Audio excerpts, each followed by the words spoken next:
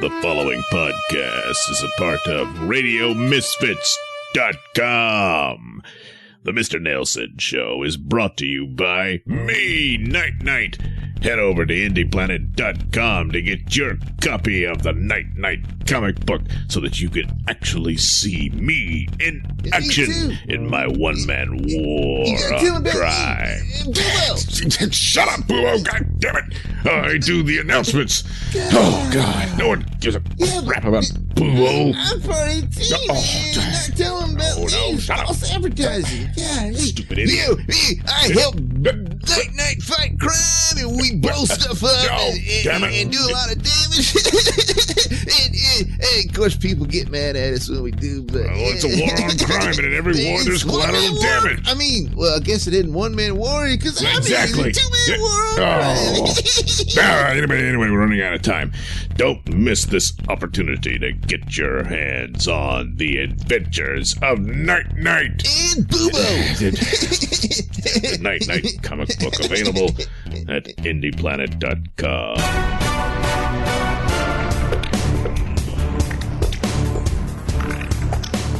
All right, this is the Mr. Nailsin Show, episode 465. Imagine that. Well, for this episode, I've got a special treat for you. I have a guest, Kamran Pasha. He's a writer, screenwriter. The Bionic Woman, you might have seen it. No, not the original one. He's not that old.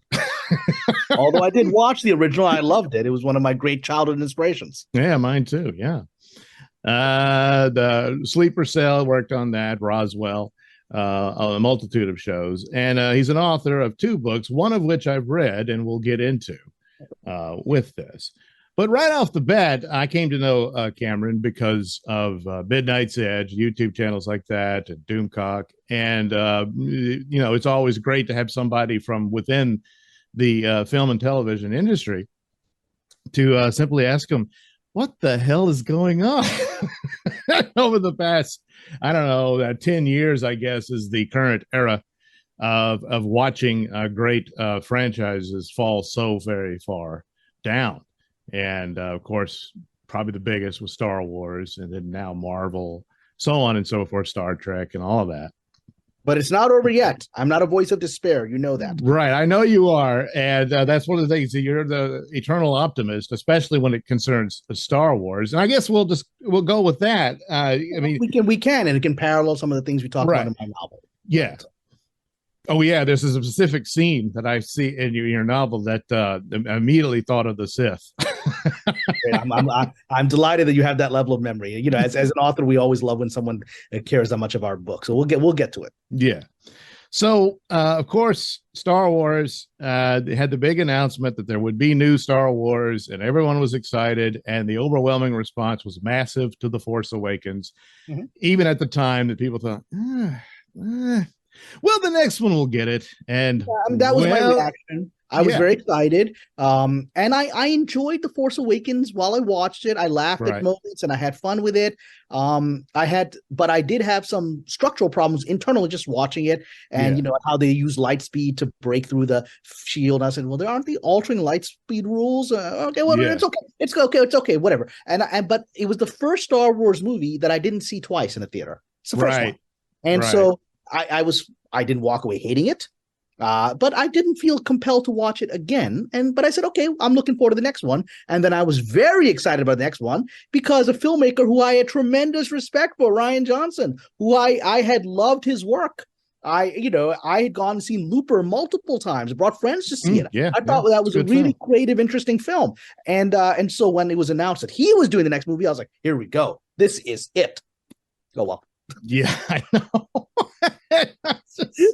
It certainly was it. Yeah, it was it. I mean, so many ways that just did it. I mean, there's been other films, as well. It's like a good example is Solo, which paid the price for Last Jedi. Yeah, which I've heard. Most people seem to find it perfectly fine. Some really enjoy it. I don't hate it. Very few haters. I actually enjoyed elements of it. I didn't have that big of a problem with it, and I actually thought, damn, it's too bad because it's kind of a good setup, for going forward with Darth Maul and all that stuff. Yeah. And just, well, not going to happen. But I categorize that one as just kind of the stupid stuff. It had a lot of stupid stuff in it. Whereas Last Jedi is cruel. Last Jedi was nefarious. It's insidious, cruel. It was insidious. It was intentional destruction. Whereas, that Solo's just somebody trying to make a Star Wars fan film. That's all it is. Yeah. So that's kind of how I categorize Rogue One. Appears to be their absolute best. Yeah, and that's a fan film too, but it's a very good fan film. I enjoyed it. Yeah. And a distant second would be Solo, and then the rest, well, might as well move on. No, might as well move on. But this is we've been through it, but and that was that disaster began in 2017. Really, the disaster. I mean, for like you said, The Force Awakens, $2 billion did great financially, and people didn't hate it. People, largely the majority of people, enjoyed it, and they were excited about these characters and want to see where they go. Finn was one in particular. People wanted to see where this guy's going to go, and and so all this stuff, but in 2017, it really went off a cliff that nobody saw coming, and we've been trying to climb back up out of that cliff for some time, and I think people like Jon Favreau and Dave Filoni have tried, and in the process have made some creditable stuff, have made some really good stuff. And let me just explain to anyone who's watching my personal approach. It's just my personal approach. My personal approach to Star Wars is that anything after George Lucas sold the IP is fan fiction. Right. Anything made by George Lucas is canon. That to me includes all the original films. That includes to me the EU because he approved it. Right. I'm looking back, I'm fine with midi-chlorians. I'm fine with episode 1. It was good stuff. It's all from the heart of the creator, as someone who loved his baby, right? And then anything after that is fan fiction, some of which is excellent fan fiction. I think Rogue One is excellent fan fiction. I think a lot of stuff that Mr. Favreau has done has been very good fan fiction. I think a lot of The Mandalorian has been very good stuff. I'm excited for the Ahsoka, but it's all fan fiction, and that's how I treat it. Some of it is bad fan fiction, but that's how I approach it. It's all this isn't coming from the creator himself. So this is all of us, like we played with toys as children and made our own fan fiction, like I did with my Luke Skywalker, action figures. And I would like to believe some of it was pretty good fan fiction that I made. Well, that's the case, and that's the situation they were always going to be in, because now it truly is a Star Wars brand, and so, and which I perfectly understand and respect. I mean, look, if it was me, I'd milk this too. But as far as the artist creation and whatnot, there's a time when it's passed on, and this was his intention anyway, as to have some life for what he made to continue. Obviously, I don't think he intended it to go this way, but I think he's been very clear about that. He's been very open about white slavers and whatever. This isn't what he wanted.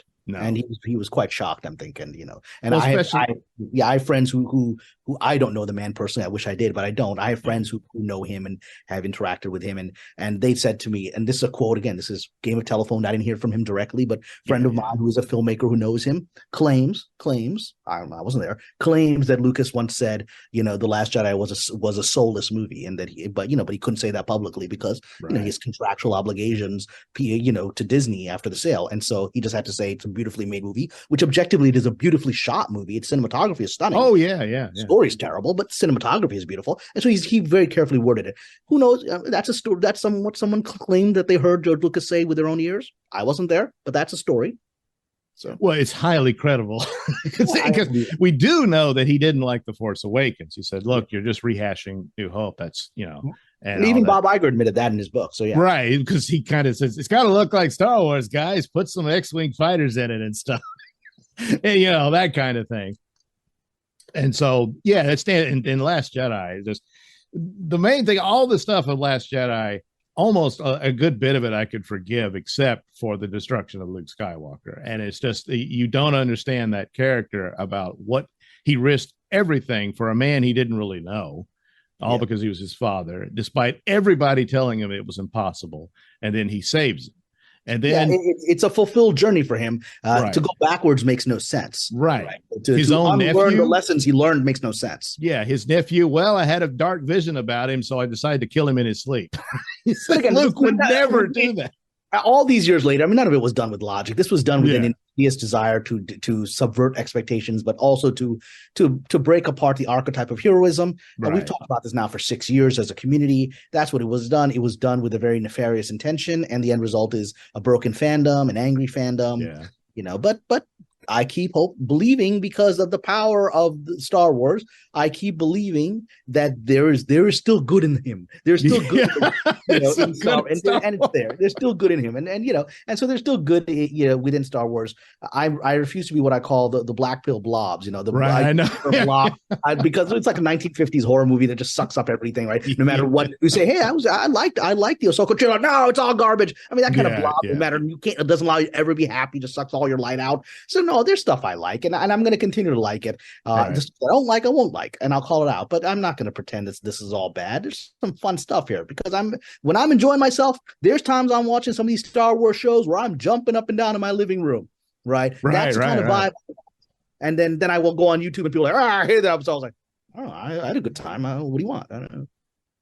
Yeah, it's the loss of objectivity in it. I understand people being burned by it and what's happened and how cruel and mean it got, and being accused of being alt-right and Russian bots and all that stuff that went on for over a movie.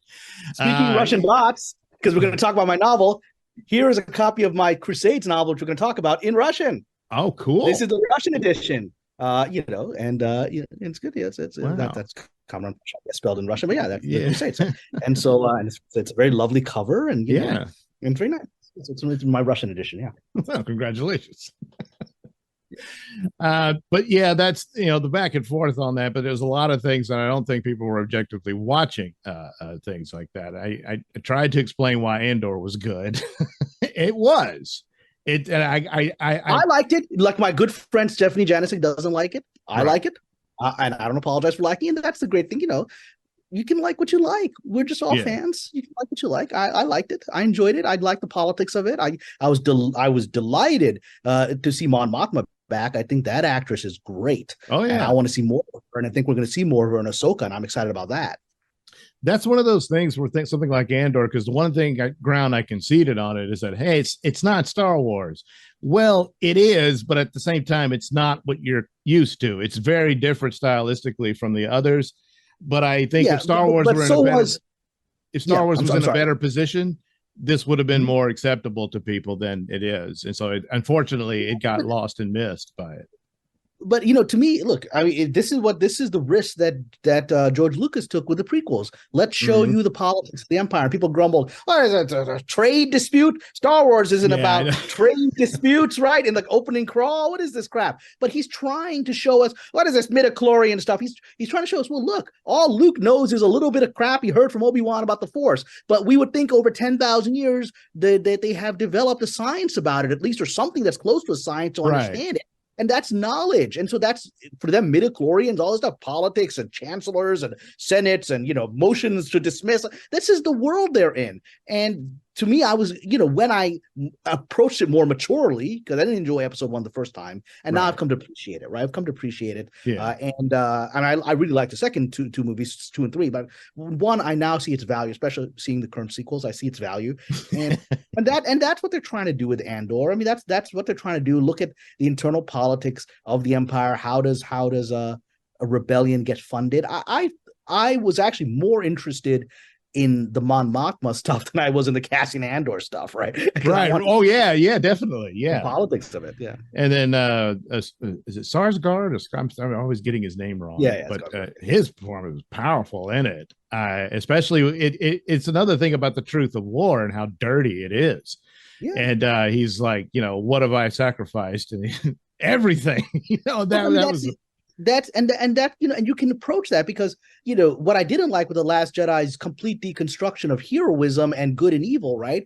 What's whole like, wow, they're buying weapons they're selling weapons to both sides. Right? It's like, okay, yeah, that's fine. All that is true, but it's not advancing this story. It's holding it back. Whereas looking at the darkness of what is behind organizing an actual insurrection or rebellion is interesting, and it advanced the characters, right?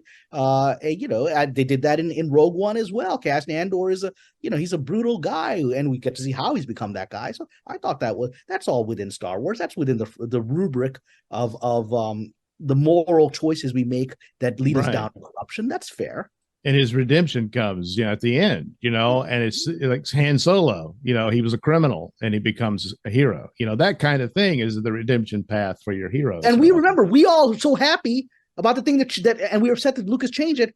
Han shot first. The initial version of it, Han is a ruthless, merciless killer. I mean, Greedo is just trying to get paid. Greedo's like, you paid me, I'm going to go away. He could have paid him. He just shot him. Him. So, and then Lucas like, oh, I don't want to be like that. And we all were upset about that. I'm like, so we can't. Now you're saying you want this like ruthless, murderous character, but they can't have this darkness and later stuff. Come on.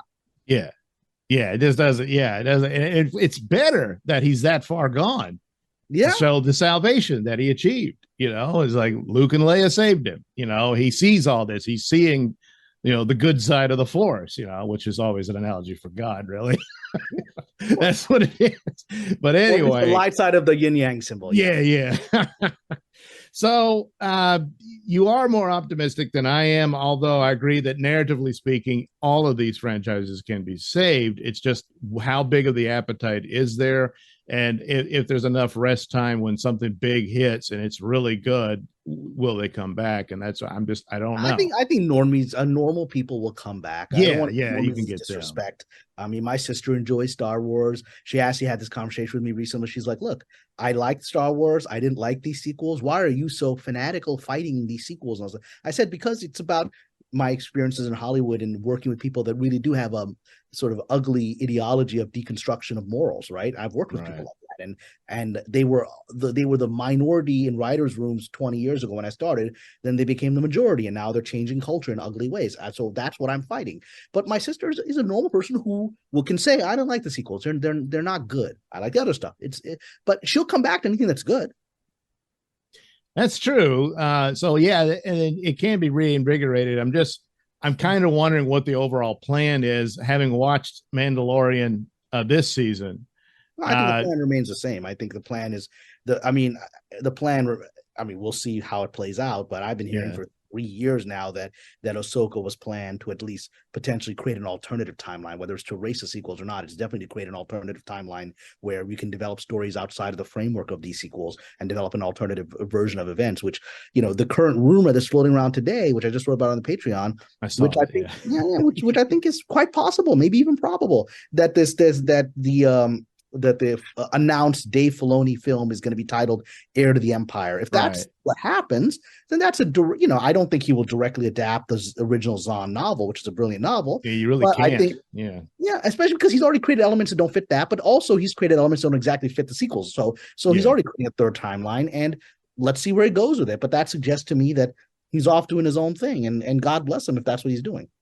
I think I'm pretty convinced that is exactly the title that it'll be, because what I'm seeing there, and I thought maybe the plan was to actually do the backstory that the sequels needed. Because if you could get us to this person somehow, I'll go with you. But you didn't get us there. Yeah. The problem is it's still the sequel trilogy. So I think, and then because it's one of these interviews that Favreau gave, and this. He'll get there, and then we'll go forward, move on. But what beyond it. What else is he going to say? I mean, how much does that mean? I don't know. Yeah, he's got to say what he's got to say. I'm going to get rid of my boss's prize. You can't say that. Yeah, no, you can't. You cannot say it. Well, you can say that. But I heard 3 years ago from a very famous screenwriter who's made Marvel movies, big shot, big dude who knows all these characters. I don't know a lot of these people. He knows these people personally. And he told me 3 years ago, John and Dave already have a plan to use Ahsoka to reset the timeline and erase the sequels. He told me that 3 years ago, before that was even a narrative in the world. And this guy's I would love to have his career. He's a very successful screenwriter who hangs out with these people. So that's at least been an idea they've had for a while. Yeah, obviously, because it's sitting there. It's just sitting right there. We've all seen the cartoon. They reveal that. Yeah, and we see that the Veil of the Force is in the Veil of the Force. We've seen it in the poster. We now see it in the trailer. The Veil of the Force, which is a dimensional doorway to other timelines, is part of the show. Right. It's right there if you want to take it. And and if that's the direction, I think that would go a long way. That would certainly be the excitement for it would generate a lot. Just to say that, oh, look what they just did. It might even be a brief scene in the Ahsoka series, but everyone's going to know what it is. Well, I will tell you this. But I have certain sources that I've mentioned that are inside Disney/Lucasfilm, and they did. I think I put it on the Patreon. My infamous source that not everyone believes, and fine, you don't have to believe him. Okay. I've met the guy. It could be a woman. Or could be multiple people. I've met the person. I'm using gaijin. I've met them. I know who they are. I know why, what their role is in the company. I know why they're leaking to me. I know all that. So they said to me, just a couple of weeks ago, that thing I put on Patreon that's a second, because they've seen the scripts for both seasons of Ahsoka, and they've given me a lot of details which I've not put out publicly because I don't want to spoil them, right? Right. There's a lot of details like, oh wow, that sounds like a great story, right? That's what they're doing. And but the one thing that I did put out is that even in season 1, altering the timeline through the Veil of the Force is a plot line. That somebody is trying to change the timeline. Right now I will say they're not going to be changing the sequel timeline. As long as Kathleen Kennedy's there, they can't do that, right? Because she's the boss, right? They can't, even if it's nominal. She's the boss. So, but other characters are trying to use the Veil of the Force to change the timeline of the Star Wars history that we know, right? That's official. Right. That's part of the plot, and then Ahsoka is trying to stop them for her reasons. So, if that's already the plot of the first 2 seasons, that people are using time travel to alter the Star Wars we know, you can pull that trigger for the sequels anytime that it's safe to do so, because it's already the plot line of the show. And it would have to be, because Ahsoka herself, her own existence at this point, at this age, is because of the Veil of the Force. She got rescued because she's supposedly dead in the timeline we've been given, with her voice as a Force ghost voice in the Rise of Skywalker. She's supposed to be dead, which I'm sure Dave Filoni didn't appreciate, that his character was killed without his permission, right? And so already the timeline, if she's going to have to survive, she's going to have to change how things flow.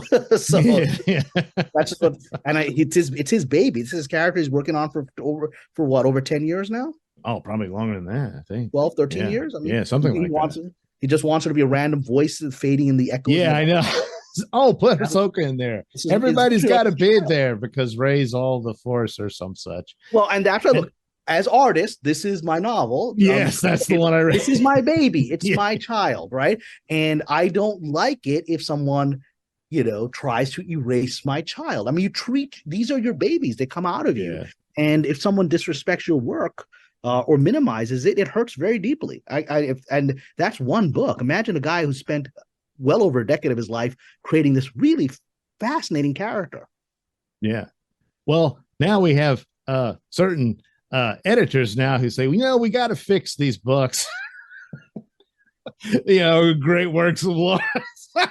Because it's problematic and so. Everything is problematic because everything is that's life. From a human being who wrote it, who has their human prejudices. Go back, the Iliad is problematic, man. The Odyssey is problematic. You go back, the Arabian Nights is totally problematic. I mean the Scheherazade, there's this the misogynistic sultan that's killing women, and Scheherazade is basically trapped in there and telling stories to stay alive. And then you got, and there's a lot of sexuality in those things that was wacky in the 9th century when they were running. They're wacky today. And there's a lot of let's just say the black man seduces the white woman arc. That's in the Arabian Nights. All this racial stuff is there. It's all problematic because human beings are problematic. And the stories reveal who we are at the moment we're telling them. Yeah, maybe one day, but see, they're perfect, Cameron, you understand? And we're the mere mortals. Whatever, it's but so another point about it was unfortunate for something like Andor that gets missed because everyone's so mad and won't give it a chance or anything. Over at Marvel, just about all the D+ shows they did were pretty bad. Some had great opportunity. I think WandaVision was a great missed opportunity, and Feige himself admits proudly that he sabotaged it. And then Falcon and Winter Soldier, I really wish that had been on par with the Captain America Winter Soldier movie, which I think is their best movie. Yeah, and they just couldn't do it. Yeah, they but, could. But as I've said before, the only show that I really enjoyed out of the Marvel MCU post Endgame was Ms. Marvel, which ended up, in my opinion, being a phenomenal, family-friendly, funny, heartwarming show that I could watch with my mom and people of all cultures and religions bothered to watch it. We're like, hey, so this is the kind of stuff we were talking about what we wanted. Family-friendly, no sexuality, they don't even kiss in the show. There's a romance. They don't even get to kiss, right? Because it's all taboo, right? So the conservative Muslim family. And, that's the humor of it. How do you be a Muslim superhero when your mom doesn't want you wearing tight leggings, right? Right. Yeah, I know. That. Well, so I'm going to make your suit. Yeah. And then it's that. Okay, Ma. And it worked. And I'm still sad that so many people in the fandom haven't watched it a year later, still won't watch it, still repeat the same mantra. It wasn't made for me. I think, wasn't that something Brie Larson? Yeah, that's Brie Larson's angry about. It wasn't made for you, and now you're saying it, and so it's just like, I'm sure you're sure what? Just watch the thing. Watch the first episode, and you'll get pulled in, and you'll be like, why can't we make more of this stuff? See, the Ms. Marvel, that's like I said, the example was with Andor is the same thing, is that no one gave it a shot. No one watched it. They never gave it. I intended to watch every one they produced, and I said, I'll give my objective view to it. And I compared it to a show called Stargirl that they did over at Warner's, and it's very similar. It's these teenage girls who get powers. Stargirl was very well received. It was a good show. It was good. It didn't get viewers. It's gone. Yeah. But very similar, the family thing, the respect for her stepfather and that struggle she had with it was really well done on that. And it was nice. And so I thought, if they approach that with Ms. Marvel, they might have something.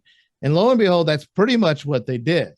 You have basically a sitcom, family sitcom type thing going on there. 80s sitcom. It's like a heartwarming 80s sitcom. Yes. It's not even a modern sitcom with kids talking back to their parents. That's not what it is. No. The parents actually stole the show, most of the episodes, in quite a few. They're part of it. And it's because of this that I'm going to watch the Marvels. I didn't bother to watch, Captain Marvel, right? Yeah. The whole thing just turned me off. Her approach to it turned me off. Yeah. But I'm going to watch this for this family and this character because they're so good. Yeah. So it might have something to it. I'm not seeing a whole lot there. I don't know. Again, I don't know. Well, the trailer is when the Pakistani family shows up, the trailer comes alive. Yeah, I know. They're gone. It's like another episode of it. It's like, oh, look, it's them again. Yeah. So that's the thing I was trying to get. It's like talk to other people about it. It says, look, I'm objectively looking at this. I had no interest in it. Especially the comic book character, which, by the way, they just killed her off. So sorry to break the news. They killed off Ms. Marvel? They killed off. I mean, she'll be back. I mean, what they're probably going to do is resurrect her with the new powers that she has in the TV show, which, granted, are superior to the one she has. Well, but that's the thing is, people. The show is better. I haven't read much of the comic, and the show is better than the comic, from what I've heard from my friends who are. It is the comic. It's better than the comic, and it also avoids the comic. Eventually, went down the wokey political nonsense. Yes. But the thing is, it wisely the show avoided that because the main actress Iman Vellani, she sells this version, the family-friendly, fun, cute little girl who, wants to respect her parents and still be a good Muslim girl while still trying to save the world. She sells it. She's so adorable. She can't sell radical activists. That actress that's not her. Yeah, it's not. Watch her for that. I know. I was quite charmed by the few interviews. She actually was quite critical of Captain Marvel. I imagine they got to it. Hey, wait. She's like, I don't know. I wasn't all that excited about her. Something like that. But she's just being real, She's being real. And I feel bad for Brie Larson having to share screen time with Iman Vellani because Iman Vellani eats up the screen. You love her so much. You're like, and then you've got this other actress who I think is a fine actress who just she is. If she gets off this like pale face, angry face nonsense that she's been playing with this character, but now she's created it, and now she has to being outshined by this 20-year-old girl. With no acting experience. This other woman is an Oscar, right? And she's being outshined by this little kid. Yeah. Plus, there's also the other the actual original female Captain Marvel, the Monica Rambeau. Yeah, which they finally admitted. Oh, the original one was black. I mean, yeah. When I was a kid reading comics, that was Captain Marvel to me.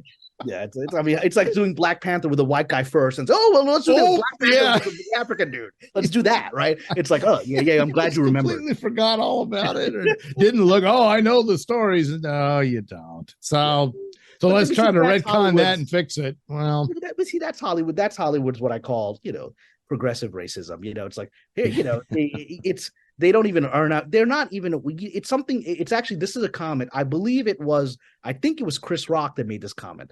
It could have been Chappelle, two sort of, the African-American conservative, comics, or at least are considered conservative by Hollywood because of the topics by their standards. Yes. Yeah. But I think Chris Rock, I think, is the one that said this. Chris Rock, I believe, said to Barack Obama when he was first running for president, he went to some Hollywood mixer. Everyone's throwing all this money at him, or whatever. And Chris Rock said in an interview that, he turned as everyone's shaking, Obama's hand, like, wow, this is amazing. We never met a guy like you before. He said, I said to turn to Barack and I said to him, understand something.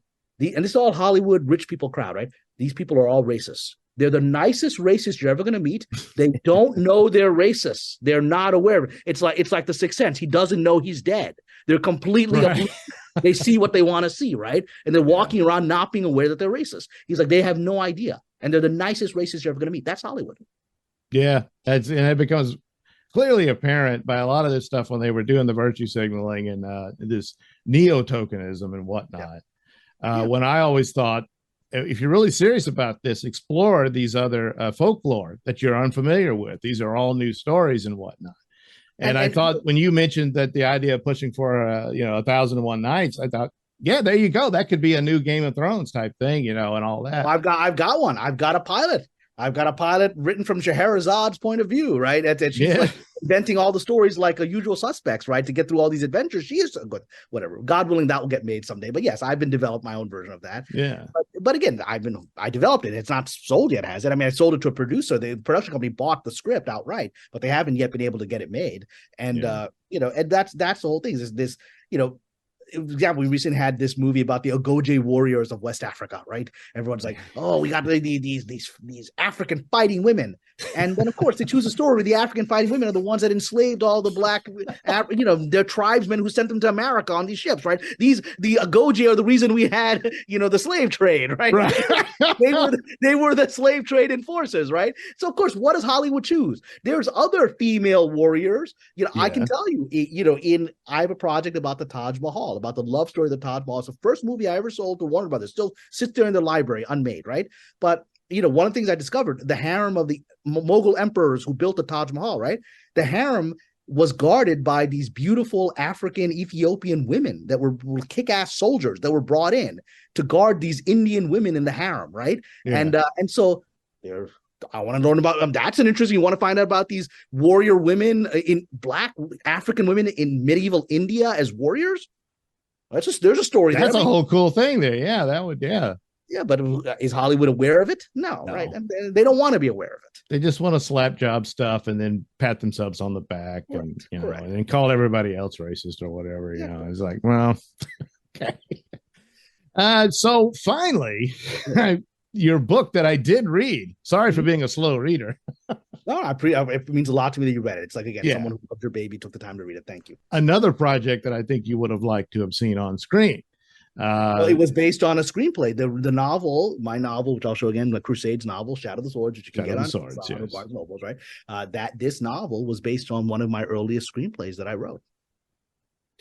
And so, and then as I understood it, this was at the time that you were inspired to do it, especially after the events of 9/11 and whatnot, and the attitudes 11th. Towards Islam. And then, of course, the Crusades and everything is that's the big wars that happen, Well, I wrote this thing on purpose. It was written in April of 2022. So I'm sorry, April 2002. So that's 7 months after the September 11th horror, right? And I wrote this because I wanted to say the problem that we as human beings are facing, it isn't that Islam is the enemy. Certainly, I'm a Muslim, and Islam is not the enemy, right? But the problem is it is religious fanaticism, extremism, lack of empathy, lack of humanity that is the fundamental problem. And this exists worldwide and existed throughout history. It exists especially amongst peoples that are feeling disempowered at a moment in history, right? Where they feel like they're being overwhelmed by another culture. So I said, let's go back 1,000 years and history is flipped, where you have the Islamic world as the world's dominant civilization, the most advanced civilization, scientifically, mathematically, artistically. And then Europe at the time is in the dark ages. It's a backwater, right? And they are physically terrified the Muslims are going to take Europe because they're technologically superior civilization, and they are resentful that this other culture is technologically superior to them, literally superior to them, right? And so the response to that is the Crusades, which is an act of complete barbarism, even by the standards of that time, right? They were using cannibalism and other horrible terror tactics, and Crusaders were doing terrible things like going to villages and killing people and eating them, right? As a terror tactic to spread word. This is what you're going to do to you, right? And this is barbaric by the standards of the 12th century. You're right. So this was terrorism. This was horror. I mean, right. And this was also a time when Jews and Muslims were very close communities and allied together, and they're facing this threat of terrorist barbarians from this uncivilized, uncouth world taking away civilization. Parallel to how many people perceive the Muslim world, and maybe still today perceive it today, as this backwards culture that's going to one day be, or is today, a living threat to the advanced culture of the West, right? So you just flip it. And I wrote the novel intentionally to mirror everything that's happening because it could be mirrored. And then you have two characters, the doctor who I'm always, is it Maimonides or Maimonides, who is Maimonides, he's one of the most famous rabbis of right. And recognize, I just never knew how to pronounce it. Maimonides. I mean, that's hospitals named after him and all that. That's right. That's the Maimonides Hospital in Brooklyn is where right next. Exactly. Yes. But that's how his name is pronounced in Europe, sort of Greekified. And he was Ibn Maymun. He was actually a Jewish rabbi, one of the greatest rabbis of all time, scholar. And he grew up in the Islamic world. He grew up in Islamic Spain. He was born, I believe, in Cordoba, in Moorish Spain. He went from Cordoba to North Africa to Egypt, and from there to Palestine. And he became the direct doctor and personal friend of the Muslim king Saladin, who's the Muslim hero of the story. But he was a major historical figure, and his name was Ibn Maymun in Arabic, right? He spoke Arabic. He wrote all of his great Jewish treatises, which are still studied today, right, in Arabic. Right. And so that was his name. Maimonides was sort of the Europeanization of that name. Yeah. And then there's Sir William, who was a fictional character, right? Fictional character, but based on a real Sir William. There was Sir William Marshall, who was a real knight in Richard the Lionheart's army. I chose to fictionalize him because events happened to Sir William in my novel that did not happen to William Marshall, and I wanted to have the freedom to have those events happen so I could stray from the history. But they were similar characters. William Marshall was a noble knight of the Crusaders working for Richard the Lionheart and lost faith in Richard. Thought this guy's a bad guy. Why am I fighting for this guy? Right. Yeah. So that's like you had him as interesting. The counter between him and the rabbi is like he never. I never thought that one of these guys could be because he was the real Christian. He was the one who realized that this is what are we doing? There's no point to this. And of course, poor guy, that's how it is. His loyalty to Richard is what he was his friend, but it was also his king. But to a fault, he's, and hoping maybe he can save him and that sort of thing. But ultimately, no. One of the things, even when I wrote the story, whether it was in screenplay form and then the final novel version, it was important to me too that it would be very balanced in the sense of very respectful towards Christianity as a religion, because obviously I have great respect for Christianity as a religion, and I wanted Christians to read the book and go, this guy's not attacking my faith, because I'm not, right? There's a central scene in there where in the novel and in the original screenplay, but in the novel where Richard the Lionheart, the aggressive terrorist king who's leading he's killing women and children left and right, which is what he did, right? He was quite brutal. And he has this vision where he sees Christ on the cross. Right. Christ tells him, what are you doing? Why are you doing all this? Why are you killing all these kids? And he's like, well, I'm doing this for you. And then Christ says to him in the vision, you don't have to do this for me. My victory is this moment, the crucifixion, right? This is my moment of victory. I've won. I've defeated evil. You don't have to do any of these things. And that moment, that vision haunts Richard throughout the novel, because that's the voice of Christianity saying Christianity isn't about killing little children. It can't be, right? And if you think it is, then you don't know Christ. Like Christ said in the, in I believe Gospel of Matthew, there are many that will come and, who will call me Lord, Lord, and I'll say to them, depart from me, you evildoers, I never knew you. Exactly. Right? Yeah. Right there in the Gospels. And so I wanted to make that, and my Christian friends really appreciate it, because this is a novel about extremism versus reason and ethics. And then you have to have a Christian character who also reflects reason and ethics, which is William. But it's also the great choice of, when it comes to the Crusades, the sparring between Richard and Saladin it's the most exciting of the band, because they're two incredible characters, and plus the narrative of it has always been like, when Saladin finally confronts Richard, he's like, well, here's an actual match, where there was quite a few screwballs and idiots that he outsmarted, and one of them just I forget the guy's name, is one of the leaders of the Knights Templar, Conrad of Montferrat. Yeah, he was a historical character. And walked right into a trap. It's just Saladin's like sick of the guy. And that there's a. So, the novel, without revealing all of its secrets, I hope people read it. I think most people really like it when they read it. I think it's an interesting book, right? It is. And it really follows the history. I mean, it's amazing. People are like, did that really happen? I was like, yeah, it really happened. I just. Oh yeah, the descriptions of how nasty things were, and also just the twists and turns of the war. Yeah. I didn't have to make anything up. I was like, this battle happened, and this surprise happened, and this guy assassinates this dude, and then you're like, I didn't have to make any of that up. That all happened, right? But there is the novel. I will reveal this culminates. It's a moment you're all waiting for, because the novel is Richard and Saladin in this war, the kings of the the Christians and the Muslims fighting for the Holy Land, and they are in two separate camps. And they have a spy that is working for one other that connects them, which is interesting, right? But then two separate camps, and then they have this climactic battle, which happened historically, where the future of the Holy Land would be determined. And in the climax of that battle, the novel culminates with an actual epic meeting between Saladin and Richard. Finally, they've been waiting for this whole novel. They've been separate the whole time. We're seeing different points of view, and then they finally meet. And even that is quite possibly historical, because there was a period of one night historically where both Richard and Saladin vanish. In their own historical annals, the people in neither camp had any idea where the kings were. They vanished, and nobody knew where they were.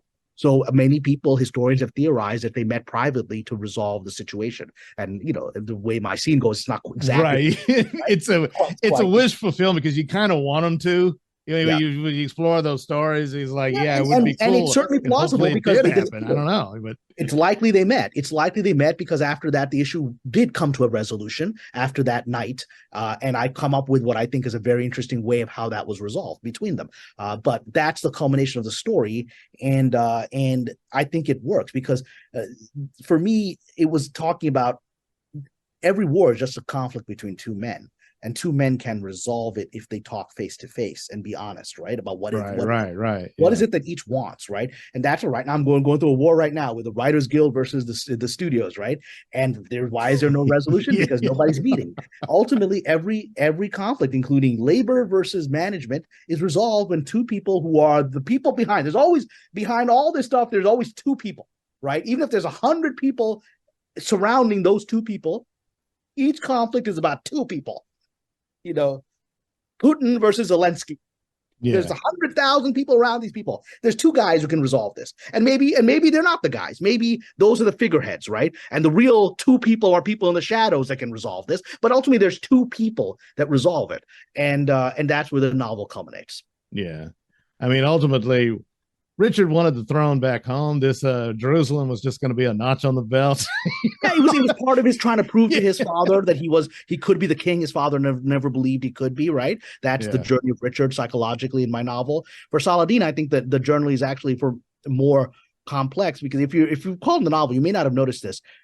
It is told from multiple points of view, but you never see Saladin's point of view, like his character narrating until. Oh, yeah, that's right. Yeah. Until one chapter just before the final battle, he goes to the Dome of the Rock alone and talks aloud to the rock, the sacred rock in the Dome of the Rock, right? Right. And he talks aloud to it, and that's where he reveals all of his fears and insecurities. And because this whole time, both sides, both his followers and his enemies, have lionized him as this ultimately grand sultan, noble, ethical guy he's a superhero. He's a superhero, and even the Crusaders admire him. Right? Oh yeah, Historically, they admired him. They really liked him. They didn't want to fight him, but they had to, and that's in their own accounts. That they thought this is a very noble adversary. I wish our king was as good as this guy, right?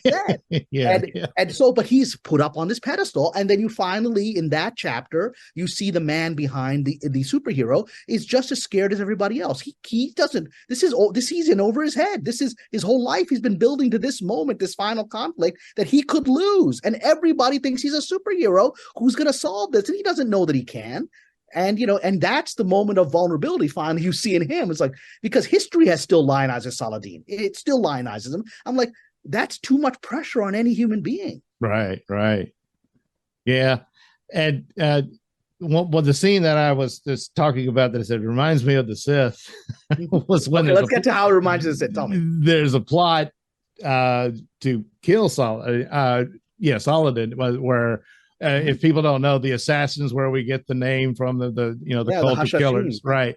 So one of them is depicted here, and the way he crafted it is like it's very much like a Sith Lord is being contacted to deal with it.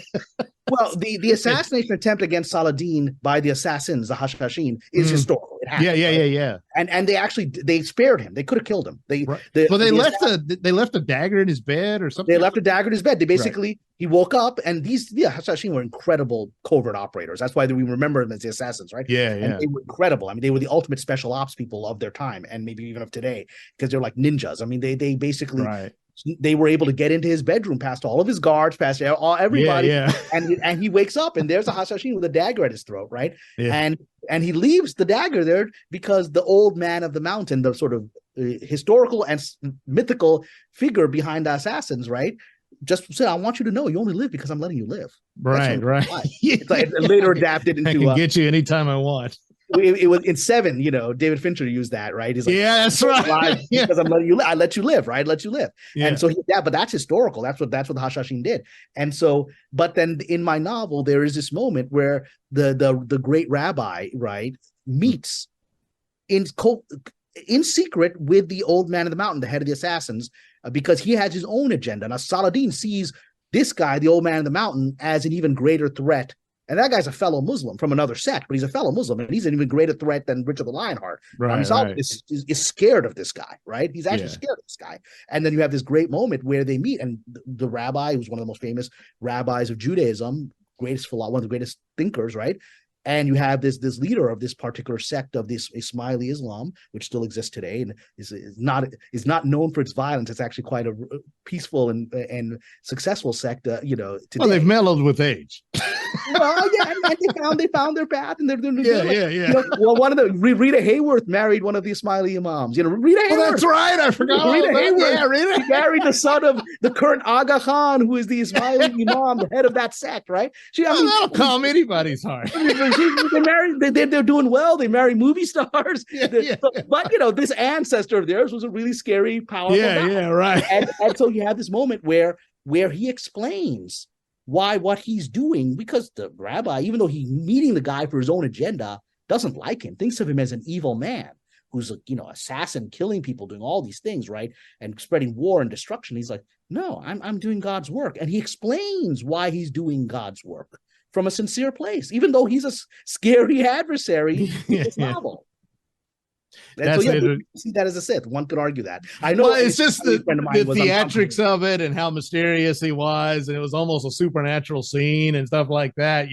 Because the guy's terrified of him. And he was. We have accounts. Marco Polo wrote accounts about him, about legends he heard about the old man mountain that were all supernatural and stuff. And it's a guy who was even Europeans heard of this guy, right? He was this figure that was very scary. I was saying a friend of mine who is part of the Ismaili sect from which this group descends, right? They were very uncomfortable with that scene because, again, it's from the point of view of Saladin, who's a traditional Sunni Muslim, and this Jewish rabbi. This guy is evil, right? But he explains his point of view. And my Ismaili friend, who's like, of the new Ismailis who are hanging out with movie stars and very relaxed and got beautiful mansions in Beverly Hills, right? They're like, well, I don't think this is fair. I'm like, it's how this character would have thought in the 12th century. It's not how you think today, but this character thought that way. Yeah. Well, that's the thing about, is the difficulty of having any kind of empathy of what are trying to understand the viewpoint of one you're not familiar with, even when they're talking critical of what you see as representative of your own. Mm-hmm. I mean, an example, I guess, was like there was a documentary on the Crusades, and so you had different viewpoints, and you had a Muslim commentator on it, and he was talking about Saladin, mm-hmm. and ultimately his confrontation with Richard and whatnot. So he was highly critical of Richard because Richard had right. It's what you expect, and Richard had his hostages, that he said, hey, give me my demands or I'll slaughter them all. Yeah, the very famous slaughter of Acre. He basically took a whole city and killed he killed them all. And so he says there was no need for that. And all he was, very okay. Well, then there was a scene. Now, this was more on the fault of the leadership of the Knights Templar, but they had gone into stupid battle against Saladin. There was no way they were going to win. They were parched and all this, and it was easy for him to take them out. Oh yeah. That's the opening scene, Hattin, where he led them into the desert, and basically so, the Muslims had the water. These guys didn't have the water. They were going to be finished. They were finished. Yeah, right? yeah. And that's what happened. I mean, exactly. Them in the desert. They surrounded them, lit fires, and they and they lost. And they lost. Yeah, that's the end of the Ridley Scott's movie Kingdom of Heaven. That battle. Okay, that's how Saladin conquered Jerusalem, was that famous battle. And and he was quite merciless towards he was famed for being a very merciful sultan, right? Famed for it. But when it came to after that battle, all the Templars and hospitality. Oh, he killed every last one of them. Every killer, because they were a threat. Whereas the average Christian of Jerusalem was not a threat and was given amnesty. Right. Which the Crusaders had not. The citizenry and whatnot, that sort of thing. Well, the Crusaders, when they took it, they killed everyone, including all the Christians, right? Yeah, I know. It was like the Christians were like, all brown. They're all brown. They killed everybody. They killed like all of the Christians. Like, we're Christians. Yeah, I don't know, whatever. And they kill you. Look brown to me. It's good enough. And they killed them all. That's not what Saladin did, even though the people of Jerusalem thought that's exactly what he's going to do because they had done it, right? Right. So they expected it. But with the Templars, he was like, "No, you guys are fanatics. There's no way out of the situation. You're dead." Well, there's also the problem of where does he put them? How do you keep them? What do you do? You can't have prisoner of war camps in that situation. Anyway, they would have died anyway. Islam has very strict rules of prisoner of war, but these guys were, these were dangerous ideological fanatics, right? What do you do with them? They're not people. They are the Templars. Well, the Templars were hardcore. They were, really into the rest of the Crusaders were mercenaries and stuff like that. Which is why you have a lot of. What do you do with them? And he's like, I can't. can't. I mean, if I let these guys, if I trade them away, I hold them as prisoners, hostages. I trade them away like ransom, right? I can do that. He did that with a lot of the other prisoners. The other soldiers were ransomed away. The kings were ransomed that were captured. But it's like these guys, these guys are just going to keep coming back and attacking. They're going to stop. They're like the Terminator. They're not going to stop. So I'm just going to. I'm also going to show everybody I'm not messing around here. I'm merciful, but I'm not weak. And this is done. This kind of fanaticism is done, right? That was it. And he said, I'm going to show all of you that I'm not scared because you all think I'm this generous, loving, merciful guy, but I also got this side of me. And he had this. Yeah. Now at the same time, I forget I'm forgetting the guy's name. But he was the leader. The what do they call him? The Grand something or other. Damn it! Why am I? Well, I talk about it in the early part of the novel. Not the novel. This is the actual guy who led the Templars into that battle to get them all slaughtered. And then Saladin spared him at that point. And then, there was Reynaud. He was Reynaud. Yes, Reynaud, he's the one. And he tried. So then he comes back to do it again. He said, "No, not this time, pal." Well, Reynaud, he held him prisoner, but then Reynaud had killed Saladin's sister, had done all kinds of, and so there's a famous. It's actually shown it's a historical moment. It's brilliantly shown in.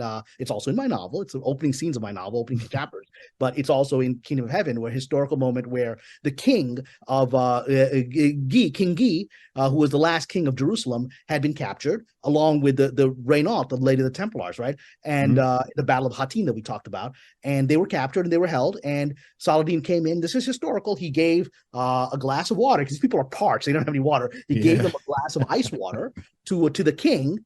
Right, who then passed it to Reynaud because giving the thing of water meant you're under my protection. No one's going to hurt you, right? And so he gave to Reynaud, and so I was like, I didn't give it to this guy. You gave it to that guy, right? He have to convince me not to kill him because he's a dangerous. He killed my sister. He's a crazy, dangerous fanatic. And then Reynaud basically decided I'm going to show him how proud I am. He starts like talking back to Saladin and talking smack to him. And I killed your sister, and your religion sucks. Whatever. And it's like, dude, you're a prisoner in this guy's thing. He's like, all right, Saladin's fine. He's like, just kill him.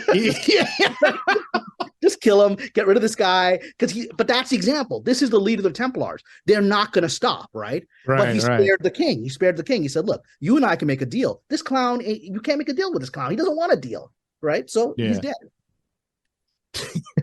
That's war.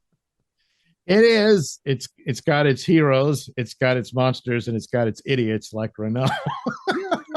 Yeah, well, Renault, I mean, many would argue, and I talk about it in my novel, Renault is the man who destroyed the Christian kingdom because he was so extreme. He was so extreme. The king was like, calm down, because he was attacking the Muslim caravans outside of the Holy Land. He was trying to get Saladin to retaliate so he could take on Saladin. It was just his ego. And he actually did an attack into Mecca and Medina, the sacred cities of Islam. He actually sent soldiers to try to attack that. It's like, the king's like, don't do this. You're stirring up the hornet's nest. Exactly. 100 years we've had the Muslims fighting each other, and they ain't fighting us. You attack Mecca, you go after Medina and try. He was going to go like desecrate the Prophet's mosque in Medina. You go do that stuff. It's going to unite them, which is exactly what it did. Saladin then united. Egypt and Syria had been fighting each other for 100 years. Right. That's why this country in between, the Crusader Kingdom, was fine. It was completely fine because these two guys are fighting each other. So after this, Saladin's like, this guy just attacked the Prophet's mosque. Everyone rally to me. Yeah, and they all rally to him. And then the whole area is united. And Renault's like, oops, I didn't see that coming. Yeah, it's just one of the biggest idiots of history. Yeah, no, the Crusader Kingdom would have survived maybe another several decades. This one couldn't stop. And that's what happened. And again, all for bragging rights and whatnot. It's just testosterone and religious fanaticism melded with that, and that's the point of my novel: is that the enemy isn't Christianity. King Guy isn't Saladin's enemy. Because not really. He would rather make the deal. He would rather make a deal. And he's going to give this guy his honors and peace with the people. But the religious fanatic, the terrorist. There's no reasoning with this dude, right? He doesn't want to be reasoned with. And so you do what you got to do. And that's perhaps the lesson I was trying to do with the novel, which I think it worked. Yeah, it did. And I mean, were you looking at it to be a film or a series or either one? Like I said, it was a screenplay. Yeah, that's right. Screenplay. Yeah, it was meant to be a movie. God willing, it will be a movie someday. Years ago, I was approached by a producer that wanted to do a TV series about Richard the Lionheart and Saladin. I said, well, guess what? I've already have a novel and a screenplay on it, right?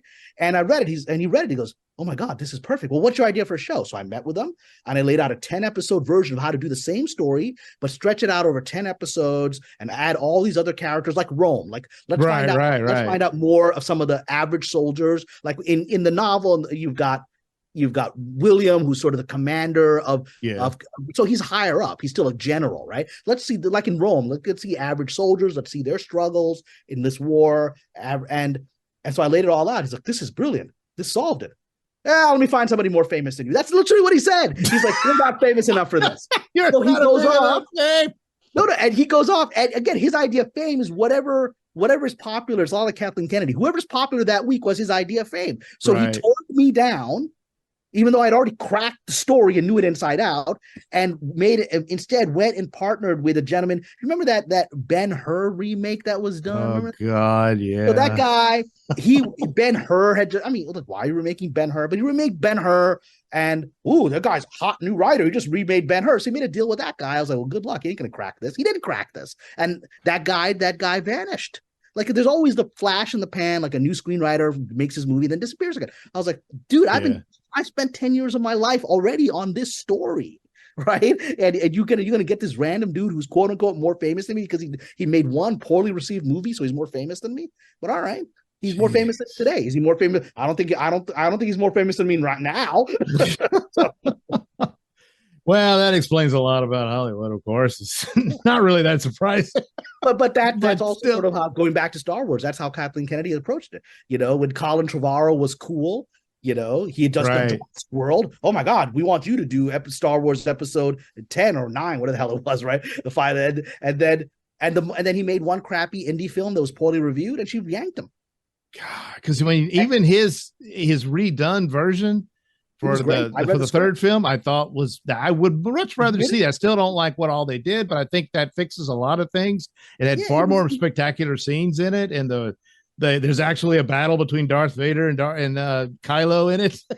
Yeah, all that stuff. So, and what's amazing in that never filmed Colin Trevorrow episode 9 called Duel of the Fates. I love that script. And what was amazing to me was the what was the character we love to hate in Last Jedi, the poor Asian woman. What was the character's name again? Rose Tico. Rose Tico. So brilliant actors given a terrible script, right? And a beautiful actors made to dress up in a. I know they put her in a potato. This woman is stunning, but you can't. Yeah, she's a beautiful girl. Yeah. I mean, you can't ever outshine Ray, who is the symbolic of Kathleen Kennedy. You can't. Yeah, it's Kathleen Kennedy's Asian woman outshining this attractive British woman. Right? So you can't have that, right? There's only one thing in Hollywood that white women fear more: it's a hot Asian woman. They fear that, right? Okay. And so that's the one thing that. But yeah, Rose Tico was the most interesting character in that script, because she was, if you remember, she was a spy. She infiltrated the First Order, and actually gave her something to do. Yeah, and I was like, I was reading the script. I was like, hey, let's get back to Rose. I want to find out what's going on Rose, right? I mean, it's just because, again, those characters were just badly treated, and if you just give them a story, those actors would have. I mean, look at the poor actors who Kelly Tran, who did this. She got nothing in this Rise of Skywalker.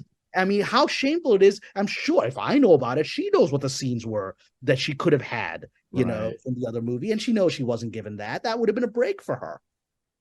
Yeah, it's a shame. Really, I guess Oscar Isaacs is doing all right and Adam Driver, but the rest of them pretty much got ruined. It's unfair. It's completely unfair because it's not their fault. Because it was a good cast. Yeah, they were good. They could have done great with those. And especially the biggest letdown was Finn. I mean, there's clearly a development there in that first one, and then just treated like a clown afterwards. Well, but that's the progressive racism I'm talking about. Yeah, they got the black guy there. Now he's going to play the clown. Yeah, he's going to play the minstrel. Right, that's the deep hidden racism of giving this guy, instead of the heroism that we thought we were getting, this guy is literally turned into a laughing stock joke. Right, and it's shameful. He's just running around chasing the white woman. Ray.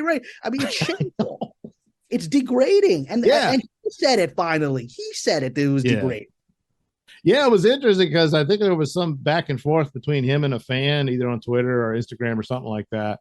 And he said, well, I didn't realize the fandom was that upset about how the character was treated.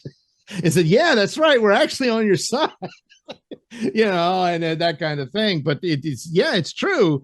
It's either that he's a clown or he would have been another super duper pooper scooper god like character like Ray was, that kind of thing. But instead she was there. So he had to be the clown so that she could be. Well, that's the other racist trope that's the other racist trope. Is that the magical black man? That's the right, yeah. That goes back to slavery, and where the slave was seen as this magical otherworldly figure that the children would come and they would come to the fire at night. He would tell them stories from Africa, whatever, and that reflects a historical reality, but it also reflects the mindset of and that's the thing is there actually was magic and mysticism in West Africa. My spiritual teachers, Sufi teachers in West Africa, it's a real thing there. But the mindset in film has always been this magical black person, which comes out of that mindset, which is, again, how about a normal black person with their struggle? Right. They're either a comedy or then they're like Obi-Wan, this infinite wisdom, right? How about a human being? How about a human being, right? Like Malcolm X, who has a journey. I mean, let's have his journey, right? And so that's what Hollywood is afraid of. Yeah. And it's just one of those things where it always grates on me because I would be the target. They'll tell you that I'm the Islamophobe and I'm the white supremacist and all this sort of stuff.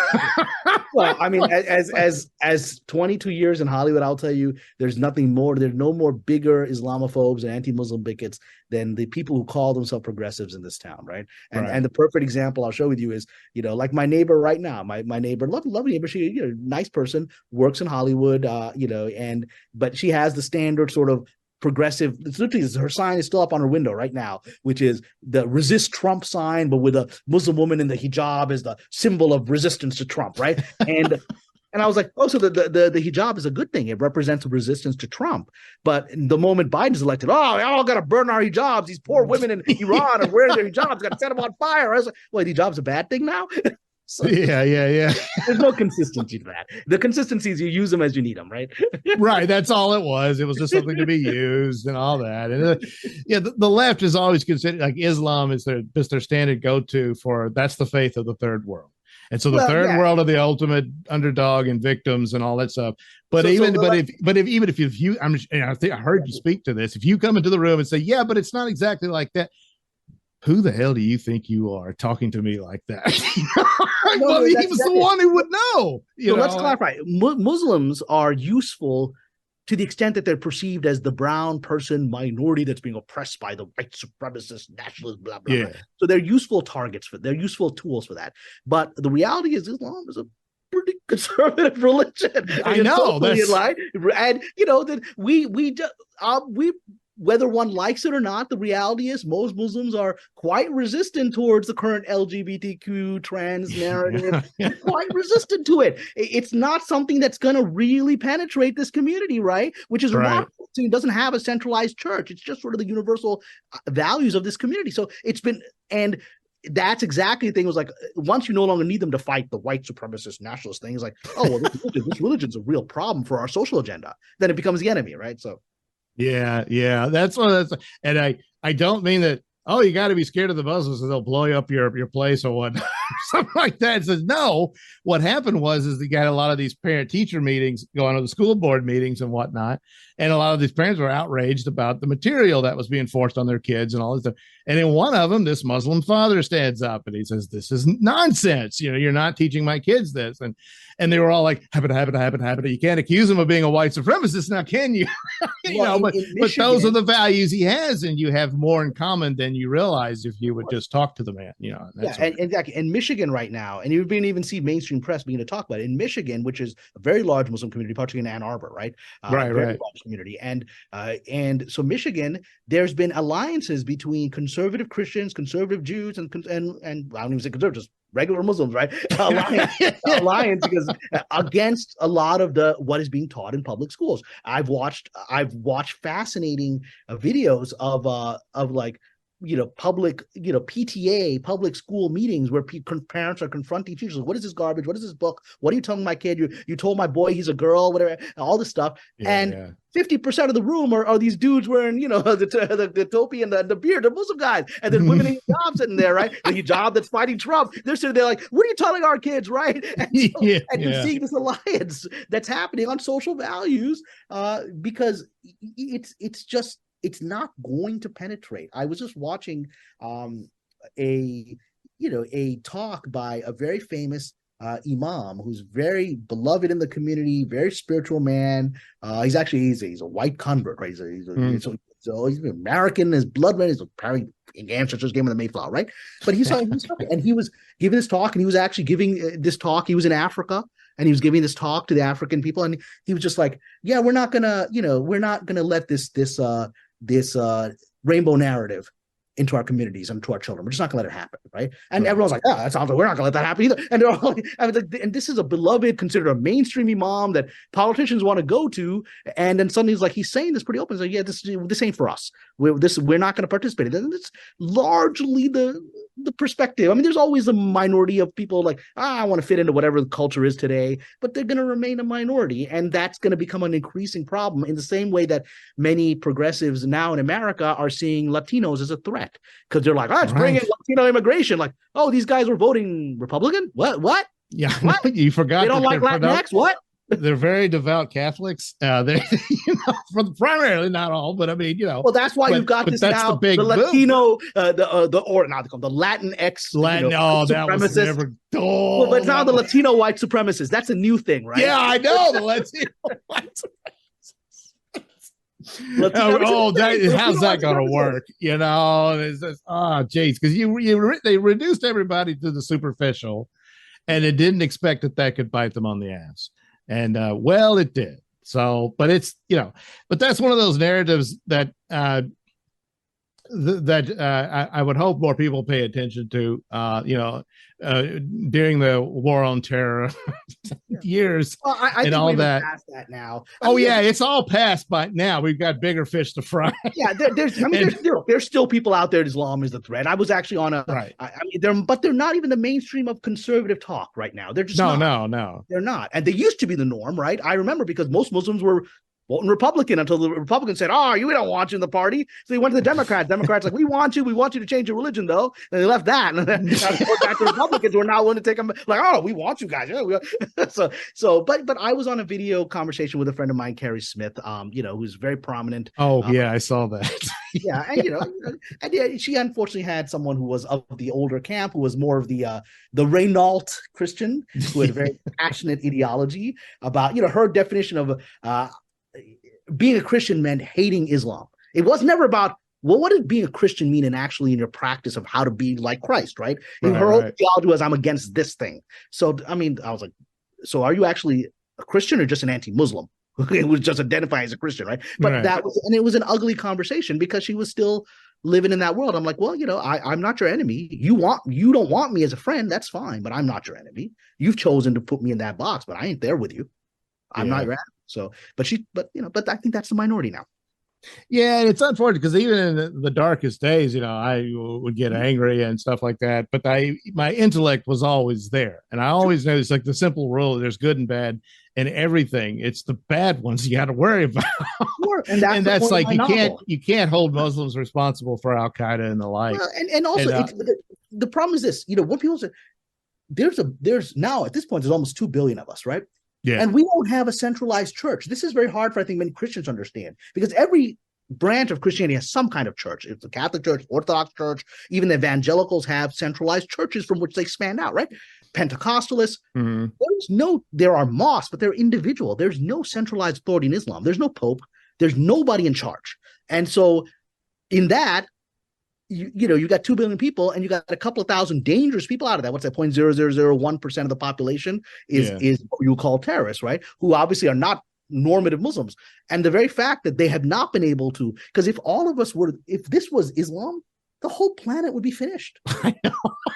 Even just let's say even the current conservative estimate is there 3 million Muslims. I think a lot more than that. 3 million Muslims in America. If 3 million Muslims were a physical threat to their neighbors, the whole country would be up. It would be. Oh yeah, it's done. Finished. 3 million people, physically dangerous people. One of the central teachings of Islam, people know, the Prophet Muhammad, peace be upon him, said, a man or a person cannot be a Muslim if their neighbor is afraid of them. It's not possible. If your neighbor feels insecure around you, it didn't say your Muslim neighbor. If your neighbor feels unsafe from you, you are not a Muslim. That's it. That's it. Yeah. It's as simple as that.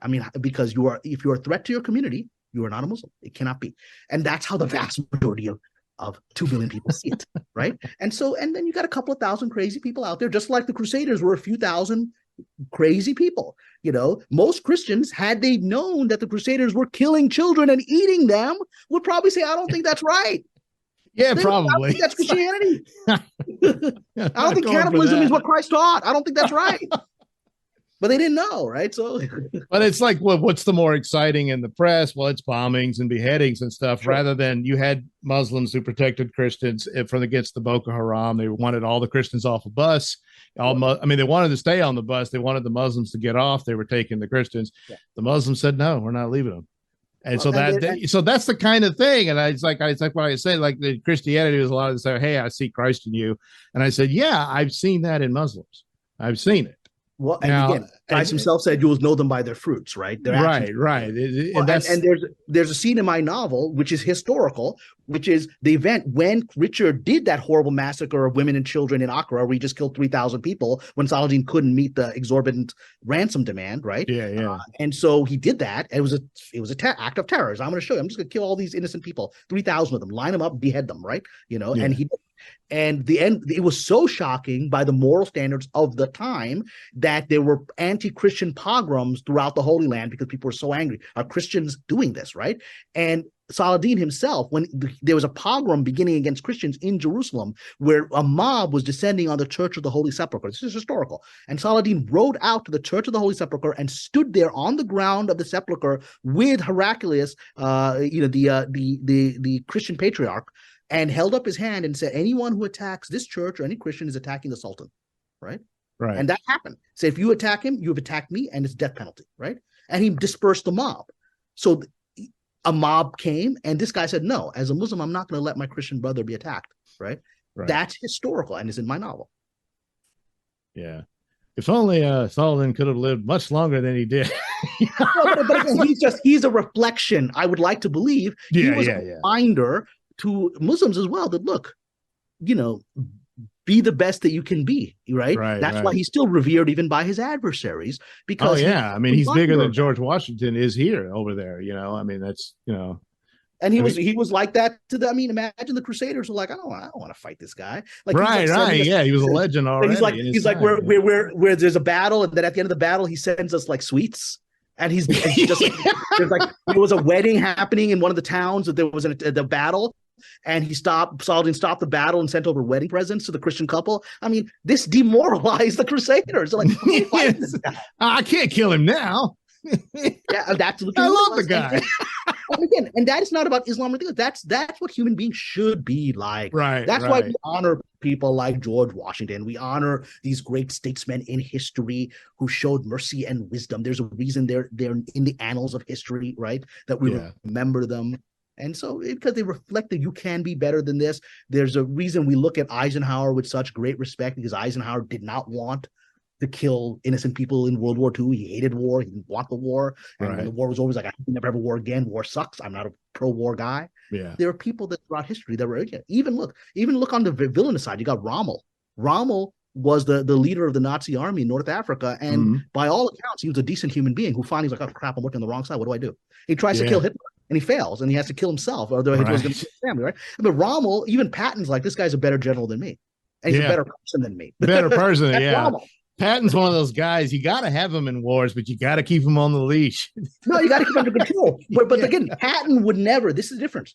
Patton would never even think of assassinating the president of the United States. It wouldn't have occurred to him, right? No. Whereas Rommel's like, okay, I got to get this Hitler guy out of here. It's wrong. It's wrong. I'm on the wrong side, and he was at the height of his power when he did that, right? He still controlled North Africa. And so imagine being that guy who's the most brilliant military mind of the century, that Patton has to read his book to understand him, right? Yeah. And then he's like, oh, crap, my boss is the bad guy. I'm on the bad guy side. How do I stop this guy, right? Yeah. That's a horrible moral conundrum to be put into. And that's the story of life. That's what happens all the time. But that's the story, by the way, of in the novel, Shadow. William, yes, and William is like my friend is the bad guy of the story. How do I get right? him William is he's how do I get him off the path? He's on the wrong path. Well, here's the hope that somebody will pick it up and something for either show or film. That I think that would be fantastic. God willing, in time. In the meantime, I encourage everybody to check it out wherever you get your books. To check out Shadow of the Swords by Kamran Pasha. Tale of the Crusades. And in general, people like it. That's what I'm proud of. People tell me that it's an entertaining novel, and that's all. It is. That's all I seek to do. There's moral teaching and ideas in there, but it's not preachy, I think. No. And it's a fair to take. It's fanciful, of course, the romance and everything, but so what? That's the entertainment. That's the entertainment of it. At some points, I wondered if you thought of Miriam as the sort of a symbol of Jerusalem between the two. Yeah, that is she's archetype. Okay, There's this character, this spy Miriam, who is a Jewish woman who's spying for Saladin against Richard, and which is historical. Saladin did use Jewish spies. Yes, They were quite a few Jewish spies in his army, and so that's historical. And then and women have always spied throughout history because they're effective spies. They're better spies. Oh boy, are they! Women understand intrigue. Men, you got to train them. It's not intuitive for us. Pretty helpless before them, yeah.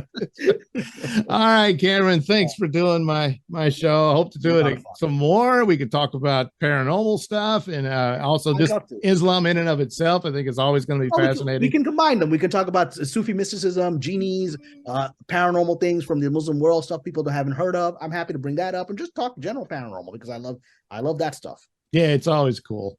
And so we'll get there at some point. But anyway, do check out Cameron's Patreon for all kinds of juicy insider stuff that comes and goes. Sometimes before you hear it from anywhere else, quite a few.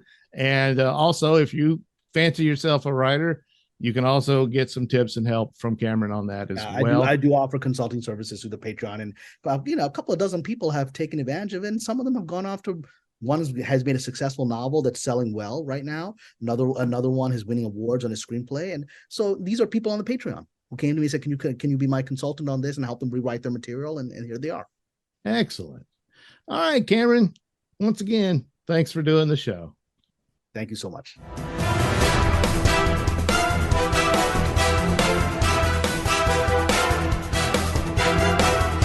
The views and opinions expressed during the Mr. Nailsin show do not necessarily reflect those held by RadioMisfits.com. So, any complaints and or comments should be sent to @Mr. Nailsin on Twitter, where they will be promptly ignored and or blocked.